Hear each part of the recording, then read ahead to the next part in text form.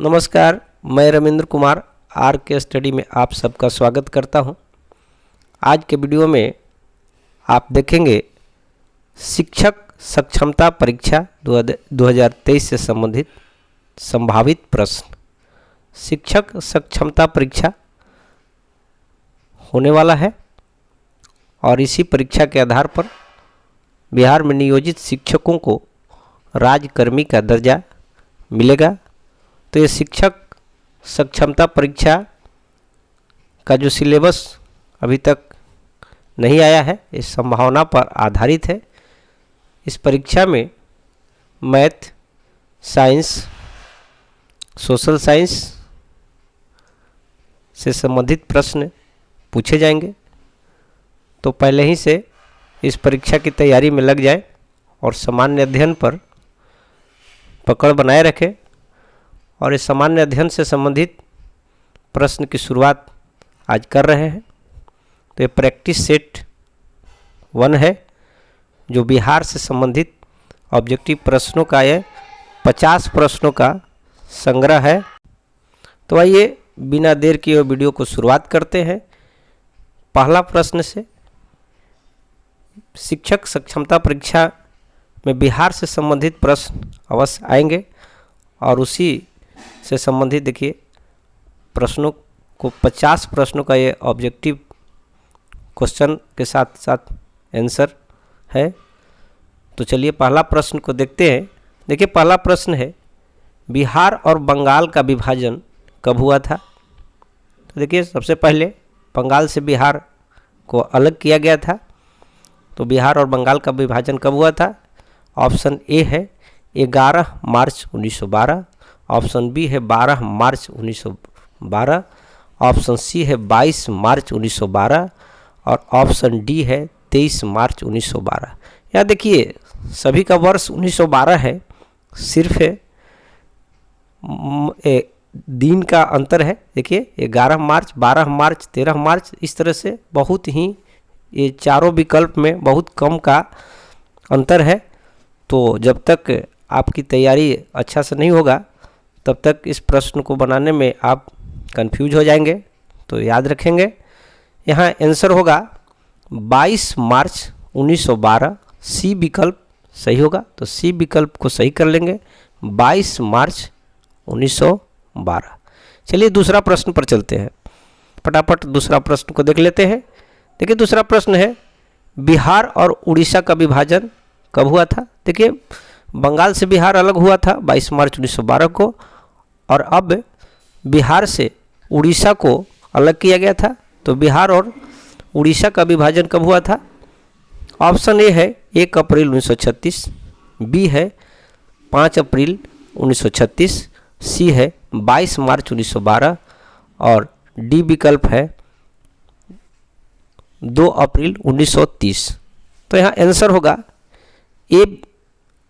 Option A होगा 1 अप्रैल 1936। 1 अप्रैल 1936 को बिहार से उड़ीसा को अलग किया गया था, अलग राज्य बनाया गया था। चलिए तीसरा प्रश्न पर चलते हैं। तीसरा प्रश्न को देख लेते हैं। बिहार और झारखंड का विभाजन कब हुआ था? अब देखिए बिहार से झारखंड को अलग किया गया था। तो बिहार से झारखंड को कब अलग किया गया था? ऑप्शन ए है 10 नवंबर 2000, ऑप्शन बी है 1 नवंबर 2005, ऑप्शन सी है 15 नवंबर 2010 और ऑप्शन सी है 15 नवंबर 2000। तो यहाँ सही आंसर होगा डी विकल्प सही होगा, 15 नवंबर 2000 को बिहार से झारखंड को अलग किया गया था। तो चलिए अगला प्रश्न, चौथा प्रश्न पर चलते हैं। अगला प्रश्न को देखते हैं। अगला प्रश्न देखिए बहुत ही आसान प्रश्न है, क्योंकि बिहार के मुख्यमंत्री नीतीश कुमार जी कहे थे कि मामूली परीक्षा के आधार पर राज्यकर्मी का दर्जा मिलेगा। तो बिल्कुल आसान प्रश्नों का संग्रह किया गया है, कोई ज़्यादा कठिन प्रश्नों का संग्रह नहीं किया गया है। तो आसान प्रश्न ही है। बिहार के राजकीय पक्षी क्या है? देखिए राजकीय पक्षी को याद रखेंगे कि बिहार का राजकीय पक्षी क्या है? ऑप्शन ए है गौरैया, ऑप्शन बी है मोर, ऑप्शन सी है तोता, ऑप्शन डी है कबूतर। तो यहाँ आंसर होगा बिहार का राजकीय पक्षी गौरैया है, ये ऑप्शन सही लगा लेंगे। चलिए 5वां प्रश्न पर चलते हैं। बिहार के राजकीय चिन्ह, बिहार के राजकीय चिन्ह क्या है? तो ऑप्शन ए है अशोक चक्र, बी है बोधि वृक्ष, और सी है बैल, और डी है गौरैया। तो यहाँ देखिए राजकीय चिन्ह ऑप्शन बी सही होगा, बोधि वृक्ष को सही लगाएंगे, ऑप्शन बी को सही करेंगे। चलिए 6ठा प्रश्न पर चलते हैं। 6ठा प्रश्न को देख लेते हैं। बिहार के राजकीय पशु का नाम क्या है? देखिए बिहार के राजकीय पशु, ऑप्शन ए हाथी, ऑप्शन बी बाघ है, ऑप्शन सी शेर, और ऑप्शन डी बैल। तो यहाँ आंसर होगा ऑप्शन डी बैल। चलिए अगला 7वां प्रश्न पर चलते हैं। बिहार के राजकीय वृक्ष, ऑप्शन ए है पीपल, ऑप्शन बी है आम, ऑप्शन सी है तुलसी, और ऑप्शन डी है नीम। तो यहाँ आंसर होगा ऑप्शन ए पीपल। बिहार के राजकीय वृक्ष पीपल है। चलिए अगला प्रश्न पर चलते हैं। 8वां प्रश्न को देखते हैं। बिहार की ज्यामितीय आकृति क्या है? देखिए बिहार की एक आकृति है, तो आकृति बिहार का जो नक्शा है, मानचित्र है, उसका एक आकृति बनता है। अब वो कैसा आकृति है? त्रिभुजाकार है, वर्गाकार है, आयताकार है, कैसा है? तो देखिए ऑप्शन में दिया हुआ है। ऑप्शन ए है त्रिभुजाकार, ऑप्शन बी आयताकार, ऑप्शन सी वृत्ताकार, और ऑप्शन डी पंचभुजाकार। तो बिहार के ज्यामितीय आकृति अगर देखेंगे मानचित्र को तो आयताकार प्रतीत होता है, यानी ऑप्शन बी सही होगा, आयताकार। चलिए 9वां प्रश्न पर चलते हैं। बिहार का क्षेत्रफल कितना है? देखिए बिहार का क्षेत्रफल, ये सब जो आंकड़े हैं वो 1911 के जनगणना के अनुसार सारा आंकड़ा है। और आज भी जब बिहार से बंगाल से बिहार अलग हुआ, और बिहार से उड़ीसा अलग हुआ, और उसके बाद झारखंड अलग हुआ, तो उसके बाद से ये क्षेत्रफल बचा हुआ है। तो ऑप्शन देख लीजिए, बिहार का क्षेत्रफल कितना है? ए है 94,163 वर्ग किलोमीटर, बी है 99,030 वर्ग किलोमीटर, ऑप्शन सी है 1,02,463 वर्ग किलोमीटर। तो इस तरह से ऑप्शन है। देखिए यहाँ ऑप्शन सही ऑप्शन होगा, ए ऑप्शन होगा। ज़्यादा ऑप्शन पर नहीं जाते हैं, 94,163 वर्ग किलोमीटर याद रखेंगे। बाकी ऑप्शन को आप देख करके स्वयं सही आंसर पर टिक लगाने की कोशिश कीजिएगा, उसके बाद मेरा आंसर से मिलान करिएगा। पहले अपने से सोच करके आंसर का मिलान कर लीजिएगा, आंसर को पर जाइएगा, उसके बाद जो हमारा आंसर होगा उससे मिलान कर लीजिएगा। चलिए 10वां प्रश्न पर चलते हैं। भारत के कुल क्षेत्रफल में बिहार का क्षेत्रफल कितना है? देखिए भारत का जो टोटल क्षेत्रफल है उसमें बिहार की हिस्सेदारी कितना है, कितना % बिहार है? तो ऑप्शन ए है 4.86%, ऑप्शन बी 8.86%, ऑप्शन सी 10.33%, और ऑप्शन डी 2.86%। तो यहाँ आंसर होगा ऑप्शन डी 2.86% आंसर होगा। चलिए अगला प्रश्न पर चलते हैं। अगला प्रश्न को देखते हैं। अगला प्रश्न 11वां प्रश्न पर आइए। बिहार का उत्तर से दक्षिण तक लंबाई कितना है? देखिए बिहार के मानचित्र पर जाएंगे तो उत्तर से दक्षिण, पूरब से पश्चिम तक लंबाई है, एक निश्चित लंबाई है। तो बिहार के उत्तर से दक्षिण तक लंबाई कितना है? तो ऑप्शन ए है 345 kilometre, option B 445 kilometre, option C 885 kilometre, option D 245 kilometre. तो यहाँ सही उत्तर होगा ऑप्शन ए 345 किलोमीटर पर सही लगा लीजिएगा। चलिए 12वां प्रश्न पर चलते हैं।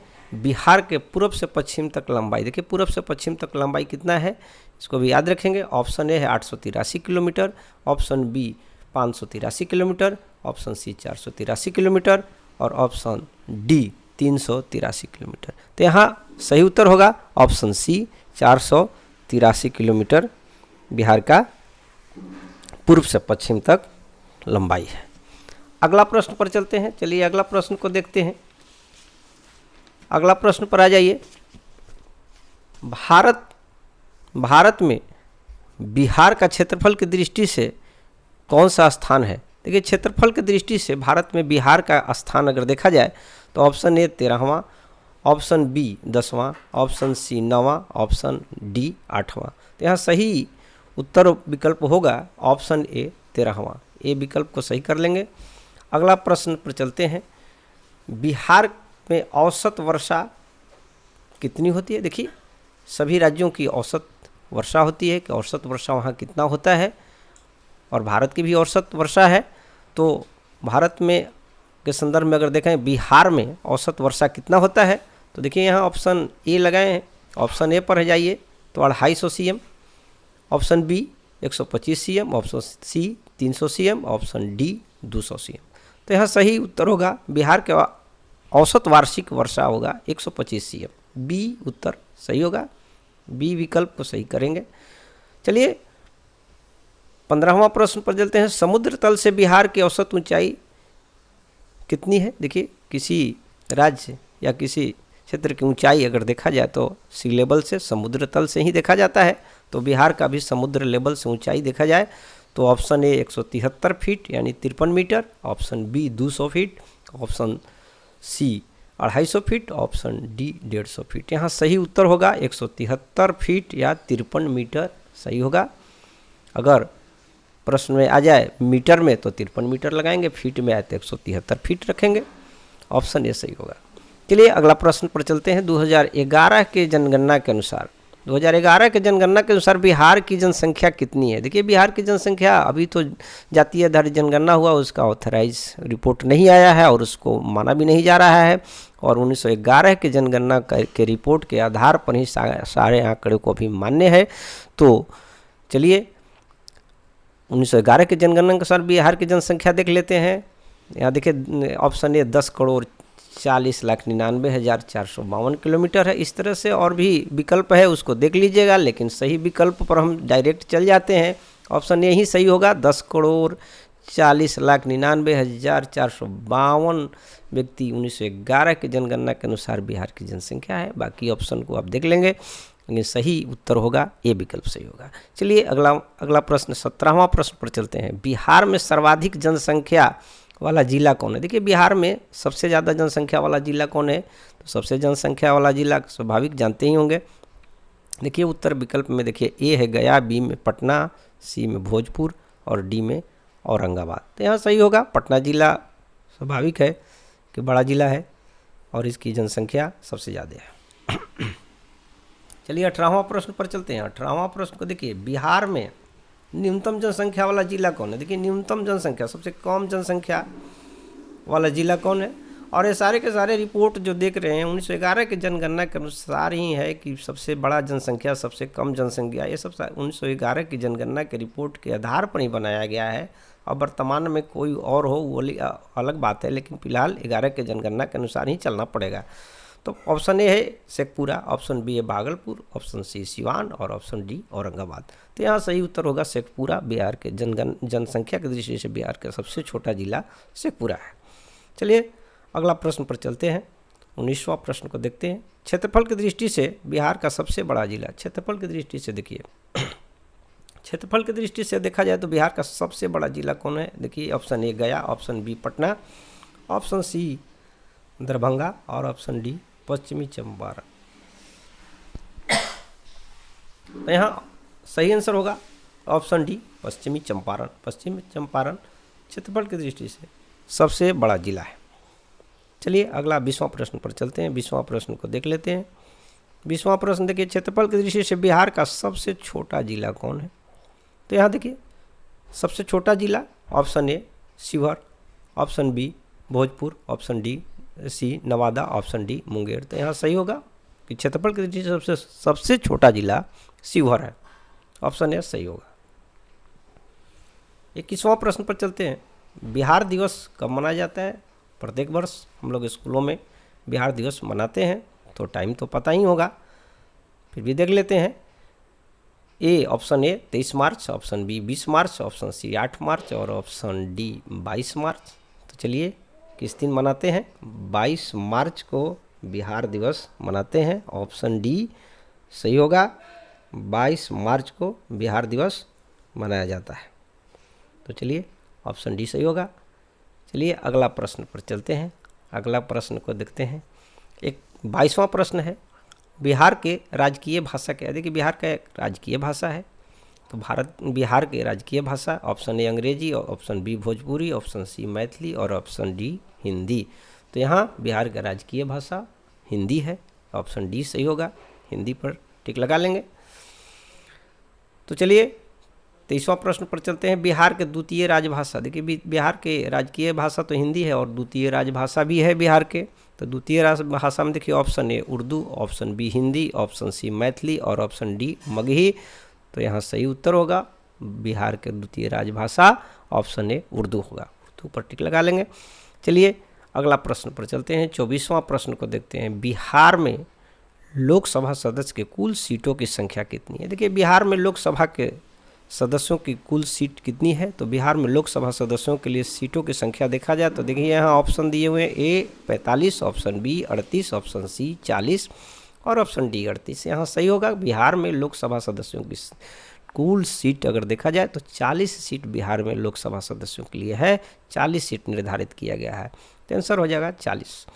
चलिए 25वां प्रश्न पर चलते हैं। बिहार में राज्यसभा सदस्यों की कुल सीटों की संख्या कितनी है? तो यह देखिए राज्यसभा सदस्यों की सीट में ऑप्शन ए है 15, ऑप्शन बी 16, ऑप्शन सी 18 और ऑप्शन बी 20। तो यहाँ सही उत्तर होगा बिहार में राज्यसभा सदस्यों की टोटल सीट जो है वो 16 है, ऑप्शन बी 16 को लगाएंगे, 16 सही होगा।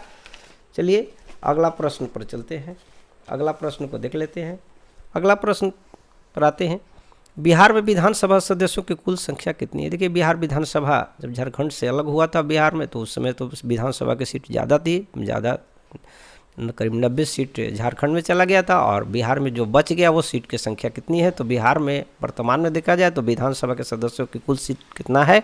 तो option A 250, option B 243, option C 250 और ऑप्शन डी 248।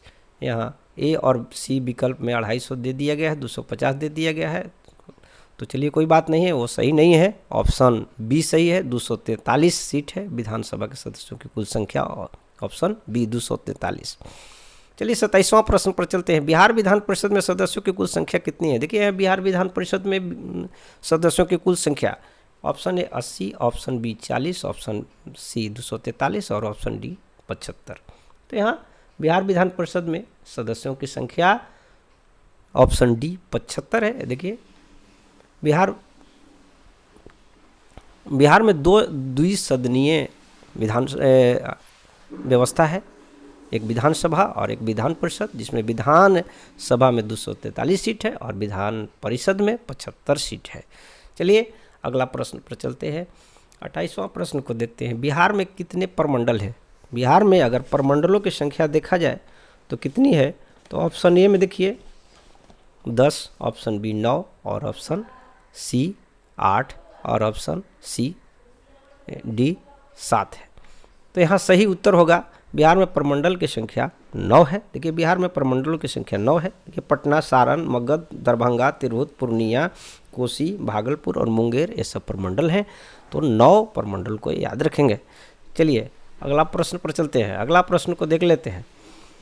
बिहार में कुल कितने ज़िले हैं? देखिए बहुत ही आसान प्रश्न है। बिहार में कुल कितने ज़िले हैं? अभी देखिए यूट्यूब पर वायरल हो रहा था, पीपीएससी से जो शिक्षक बने हैं उन्हीं से ये प्रश्न को पूछा गया था बिहार में कुल कितने ज़िले हैं, लेकिन सही नहीं बता पाए थे, जो कि बहुत ही दुखद बात है। इतनी आसान प्रश्न को जानना अगर गलत बता दें तो ये अच्छा बात नहीं है। तो बिहार में कुल कितने ज़िले हैं? Option A 39, option B 40, option C 38, option D 35। तो यहाँ बिहार में 38 जिला है। ऑप्शन सी पर आएंगे, ऑप्शन सी को सही करेंगे। चलिए ऑप्शन तीसवां प्रश्न पर चलते हैं। बिहार में कितने अनुमंडल है? देखिए अनुमंडलों की संख्या देखा जाए तो option A 101, option B 201, option C 301, option C D 401।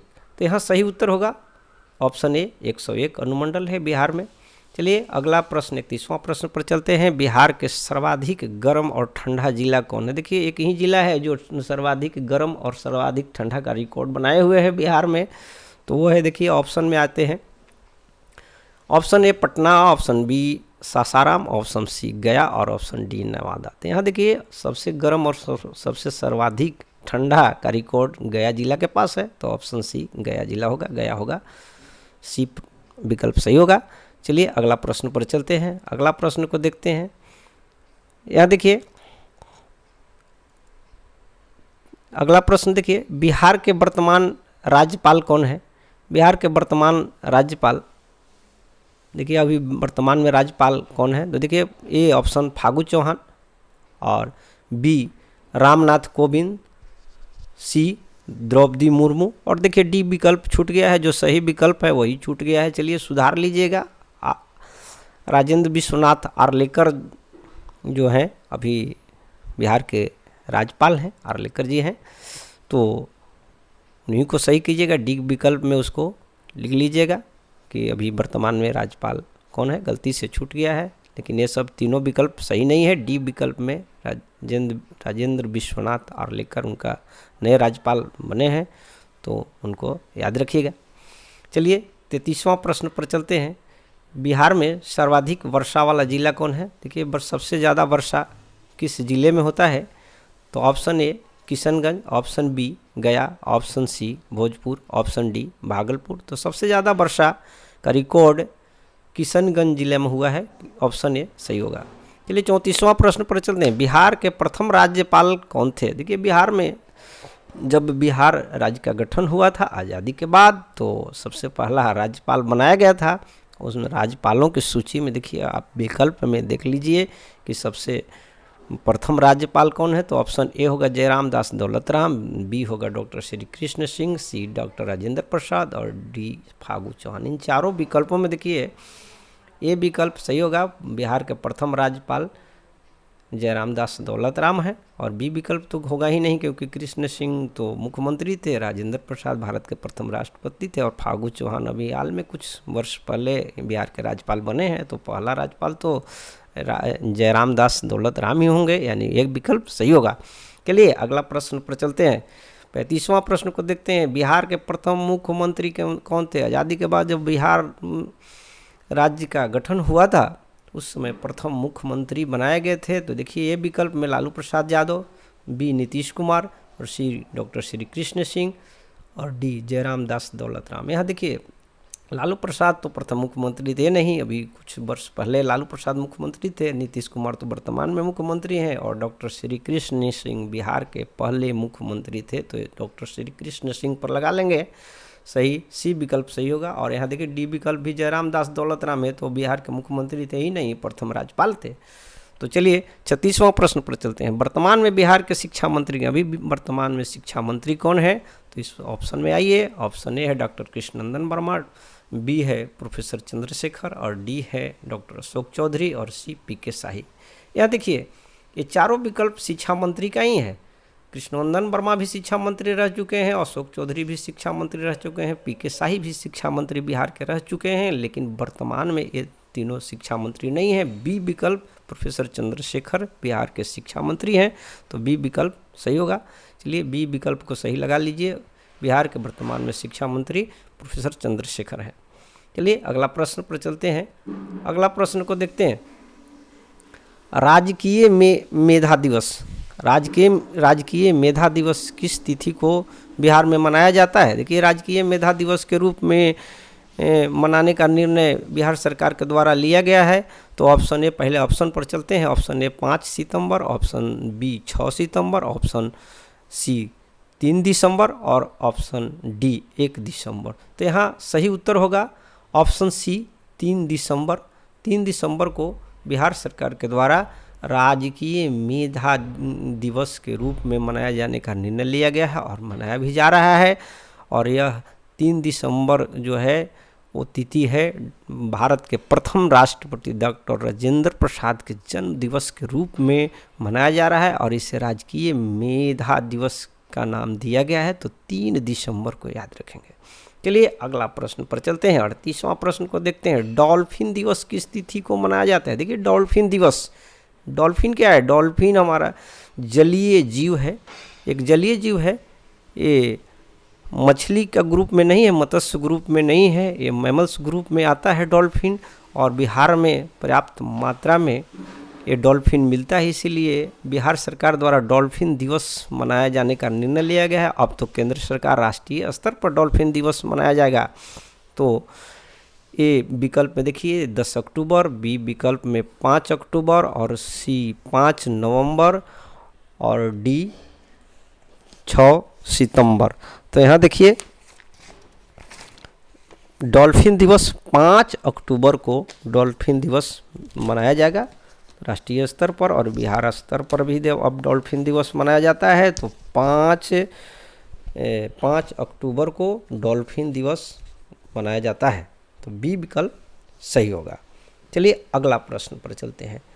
Bihar विधानसभा में अनुसूचित जाति हेतु कितनी सीटों को आरक्षित किया गया है। देखिए बिहार विधानसभा में अनुसूचित जातियों के लिए सीटों का आरक्षित सीट रखा गया है कि कितनी सीट अनुसूचित जातियों के लिए होगा, एससी के लिए होगा। तो यहाँ विकल्प है, ए विकल्प है 40, बी विकल्प है 30, सी विकल्प है 15 और डी विकल्प है 38। तो बिहार विधानसभा में अनुसूचित जाति के लिए, एससी के लिए 40 सीटों को आरक्षित किया गया, ए विकल्प सही होगा। चलिए अगला प्रश्न पर चलते हैं, अगला प्रश्न को देख लेते हैं। अगला प्रश्न है अगला प्रश्न देखिए, बिहार विधानसभा में अनुसूचित जनजाति के लिए कितने सीटों को आरक्षित किया। देखिए बिहार विधानसभा में अनुसूचित जनजाति के लिए भी सीटों को आरक्षित किया गया है। तो ये सीट है देखिए, ऑप्शन ए है 5, ऑप्शन बी है 3, ऑप्शन सी है 4, ऑप्शन डी है 2। तो बिहार विधानसभा में अनुसूचित जनजाति के लिए सीटों को आरक्षित किया गया है, वो 2 है, ऑप्शन डी सही होगा। और ये सीट आपको पता होना चाहिए कि बिहार विधानसभा में अनुसूचित जनजातियों के लिए जो 2 सीट है वो कटोरिया और मनिहारी सीट को रखा गया है। चलिए आगे अगला प्रश्न पर चलते हैं। अगला प्रश्न को देखते हैं। 41वां प्रश्न है, बिहार में लोकसभा के लिए अनुसूचित जाति के लिए कितने सीटों के। देखिए यहाँ विधानसभा के सीटों में आरक्षण देखा गया एससी के लिए, और अब देखिए लोकसभा में कितने सीटों को आरक्षित किया गया है। तो चलिए विकल्प पर आते हैं। ए विकल्प है 6, बी विकल्प है 5 और सी विकल्प है 4। तो यहाँ देखिए बिहार में लोकसभा के लिए अनुसूचित जातियों के लिए आरक्षित सीट ए विकल्प 6, बी विकल्प 5, सी विकल्प 4 और डी विकल्प 7 है। तो यहाँ लोकसभा के लिए आरक्षित सीटों की संख्या 6 है। देखिए यहाँ लोकसभा के लिए बिहार में लोकसभा के लिए अनुसूचित जातियों के लिए 6 सीटों को आरक्षित किया गया। वो सीट देख लीजिए कहाँ कहाँ है। गोपालगंज है, हाजीपुर, समस्तीपुर, जमुई, गया और सासाराम जो सीट है, संसदीय क्षेत्र है, उसको आरक्षित कर दिया गया है, यानी 6 सीट। चलिए 42वां प्रश्न पर चलते हैं। गौतम बुद्ध अभयारण्य कहाँ स्थित है। देखिए बिहार में गौतम बुद्ध अभयारण्य कहाँ स्थित है। तो ऑप्शन ए है Patna, option B Darbhanga, option C Gaya और ऑप्शन डी औरंगाबाद। तो यहाँ सही उत्तर होगा ऑप्शन सी गया। गया को सही कर लेंगे, ऑप्शन सी गया में है गौतम बुद्ध अभयारण्य। चलिए अगला प्रश्न पर चलते हैं। 43वां प्रश्न है, या बिहार शिक्षक सक्षमता परीक्षा से संबंधित संभावित प्रश्न है। तो 43वां प्रश्न पर आइए। भीम बांध अभयारण्य कहाँ है। देखिए भीम बांध अभयारण्य, option A Munger, option B Bhagalpur, option C Banka, option D Sheikhpura. तो यहाँ सही उत्तर होगा मुंगेर में भीम बांध अभयारण्य, ए सही है, ये विकल्प सही है। चलिए 44वां प्रश्न पर चलते हैं। कर्पूरी ठाकुर स्मृति संग्रहालय पार्क कहाँ पर है। देखिए कर्पूरी ठाकुर स्मृति संग्रहालय पार्क कहाँ पर है। Option A Gaya, option B Patna, option C Arwal और ऑप्शन डी रोहतास। तो यहाँ सही उत्तर होगा ऑप्शन बी पटना, पटना में है। कर्पूरी ठाकुर स्मृति संग्रहालय पार्क पटना में है। चलिए 45वां प्रश्न पर चलते हैं। नालंदा विश्वविद्यालय की स्थापना किसने किया। देखिए नालंदा विश्वविद्यालय की स्थापना किसने किया। तो option A Chandragupta, option B Vishnugupta, option C Kumaragupta और ऑप्शन डी अशोक। यहाँ देखिए सभी विकल्पों में गुप्त लगा हुआ है और सही गुप्त का पहचान करना है। तो यहाँ चंद्रगुप्त नहीं होगा, यहाँ विष्णुगुप्त भी नहीं होगा, यहाँ कुमारगुप्त होंगे। सी गुप्त वंशीय शासक कुमारगुप्त ने नालंदा विश्वविद्यालय की स्थापना किया था। चलिए अगला प्रश्न पर चलते हैं। बख्तियार खिलजी किस शताब्दी में नालंदा विश्वविद्यालय को नष्ट कर दिया था। देखिए बख्तियार खिलजी जब बिहार पर आक्रमण किया था तो बिहार को तो लूटपाट किए ही थे और सबसे बिहार का जो धरोहर था नालंदा विश्वविद्यालय, वो विश्व स्तरीय जो विश्वविद्यालय है उसको भी तहस नहस कर देने का काम किए थे। और उन्हीं का जो तहस नहस किया हुआ ये नालंदा विश्वविद्यालय आज हम लोग देखते हैं और एक पर्यटक स्थल के रूप में आज भी हम लोग देखते आ रहे हैं। और तो चलिए, कब बख्तियार खिलजी के द्वारा ये नालंदा विश्वविद्यालय को तहस नहस किया गया था, तो पहला 8वीं शताब्दी, विकल्प दूसरा विकल्प बी विकल्प है 10वीं शताब्दी, सी विकल्प है 12वीं शताब्दी और डी विकल्प है 9वीं शताब्दी। तो 12वीं शताब्दी सही उत्तर होगा। 12वीं शताब्दी के आसपास में, 12वीं शताब्दी के अंत में ही कहिए, बख्तियार खिलजी ने नालंदा विश्वविद्यालय पर आक्रमण करके उसको तहस नहस कर दिया था। अगला प्रश्न पर चलते हैं। मंदार हिल कहाँ पर है? देखिए मंदार पहाड़ी, मंदार, चलिए गलती से छूट गया है। 46वां प्रश्न पहले देख लेते हैं। कुशेश्वर स्थान, देखिए कुशेश्वर स्थान पर्यटक स्थल के रूप में जाना जाता है। कुशेश्वर स्थल पक्षियों के लिए एक संरक्षित स्थान है। यहाँ पर ठंड के मौसम में साइबेरियाई पक्षी, प्रवासी पक्षी बिहार आते हैं, कुशेश्वर स्थान पर आते हैं और वहाँ कुछ दिन तक रहते हैं और पुनः वापस चले जाते हैं। तो देखिए कुशेश्वर स्थान इसीलिए प्रसिद्ध है।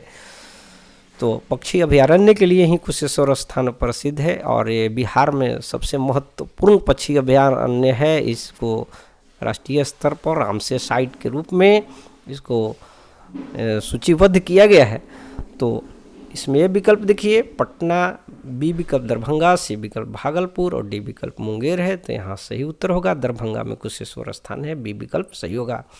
47वां प्रश्न, मंदार हिल कहाँ पर स्थित है? देखिए मंदार हिल, मंदार की पहाड़ी, देखिए मंदार हिल बिहार में है, तो कहाँ पर स्थित है? तो चलिए ए विकल्प भागलपुर, बी विकल्प बांका, सी मुंगेर और डी नालंदा। तो मंदार हिल आपको बांका में मिलेगा, बांका में बी विकल्प सही होगा, बी विकल्प को सही लगा लेंगे। चलिए 48वां प्रश्न पर चलते हैं। विक्रमशिला विश्वविद्यालय कहाँ स्थित है? देखिए बिहार में विक्रमशिला विश्वविद्यालय है और बहुत ही प्राचीन और पुराना विश्वविद्यालय है। नालंदा विश्वविद्यालय की तरह ही विक्रमशिला विश्वविद्यालय है और यह विश्वविद्यालय की स्थापना पाल वंशीय राजा धर्मपाल ने किया था। तो इसे पता होना चाहिए, लेकिन यह कहाँ पर है इसको ऑप्शन में खोजना है। तो option A Nalanda, option B Patna, option C Darbhanga और ऑप्शन डी भागलपुर। तो ये विक्रमशिला विश्वविद्यालय भागलपुर है, ऑप्शन डी सही होगा। चलिए अगला 49वां प्रश्न पर चलते हैं।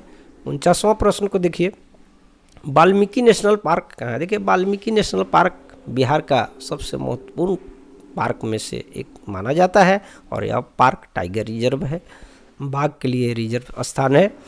तो यह Valmiki national park, option A Gaya, option B Bhojpur, option C पश्चिमी चंपारण और ऑप्शन डी सासाराम। तो यह Valmiki national park option C पश्चिमी चंपारण में है, पश्चिमी चंपारण, सी ऑप्शन को सही लगा लेंगे।